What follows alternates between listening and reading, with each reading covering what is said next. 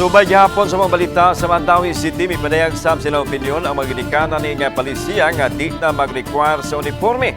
Uyon basab sila nini? Anang report ni Nico Serino.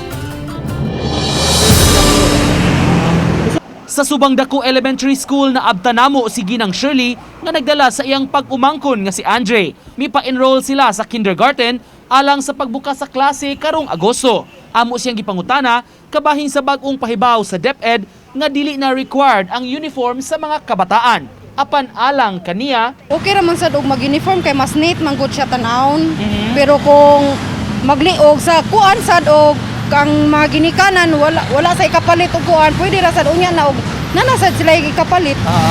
Kay para kuan ba sa kay lain man sad og wala sa uniform murag lain kay sa tan-awon ng mga bata. ang ubang mga ginikanan ni respeto sa palisiya sa departamento. Labi na sa tinguha nga dili lisod-lisoron ang mga ginikanan taliwa sa krisis karong panahuna. Apan alang kanila, lahi ra sab gyud kuno kung mag-uniform ang kabataan. Misanong sab niini ang usa ka estudyante nga gustong maka-uniforme gyud. Formal tanawon.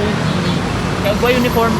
Mura raman sila kuan good kanang ka kuan ra ba duwa ra. Sa kini mo bata sa Inday, Kaganan ka mag-uniform face to face. Ilang gusto unsa?